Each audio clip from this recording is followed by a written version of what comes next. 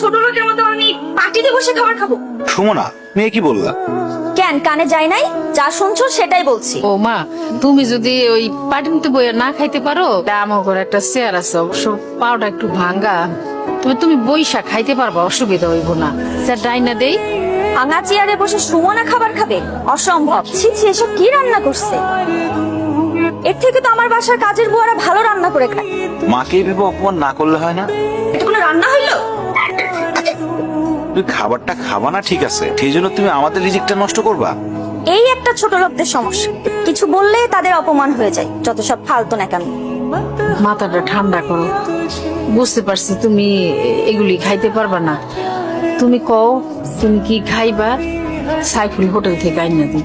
ভাবি, মা তো ঠিকই বলছে, তুমি বড়লোক মানুষ, তোমার এইসব খাবার পছন্দ নাই হইতে পারে।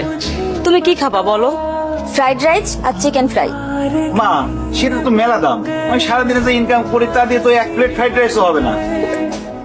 এই বাসি পচা গন্ধ খাবার তুমি কোথা থেকে এনেছো? ওই যে আমাকে 3 রাস্তার মোড়ে যে দোকানটা আছে না, সুন্দর করে ওই দোকান থেকে আনছি। আমার সামনে নিজে বানাই দিছে। আমি কি ফুটপাতের খাবার খামে? তোর কাছে বড় কোনো চাইনিজ রেস্টুরেন্ট চোখে পড়ে নাই? মানে তোকে বিয়ে করছি বলে কি তুই আমার লেভেলটা ফুটপাতে নামে আনছোস? বউ, তুমি তো জানো আমি একজন গরিব সবজির দোকানদার। সবজি বিক্রি করে যা ইনকাম করি তা তো বড় রেস্টুরেন্ট থেকে খাবার কেনার মতো সামর্থ্য আমার নাই। হারামজাদা, তাই বলে কি তুই আমাকে ফুটপাত থেকে খাবার এনে খাওয়াবি? ধর, তোর খাবার তুই খা।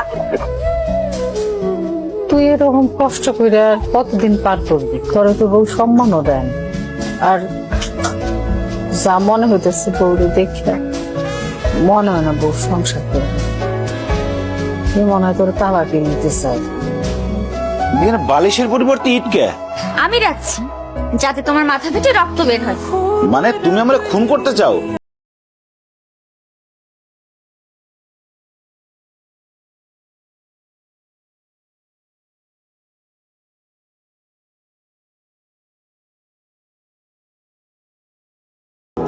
আমার না কোনো খাবার চাই না, আমার না তোমার থেকে ডিভোর্স চাই। কারণ তোমার মতো সবজিওয়ালার সাথে না আমার যায় না। কি হলো, এরকম বজ্রপাত হয়ে যাওয়া মানুষের মতো চুপচাপ বসে আছো কেন? কি বলছি কানে যায় নাই? জি, গেছে।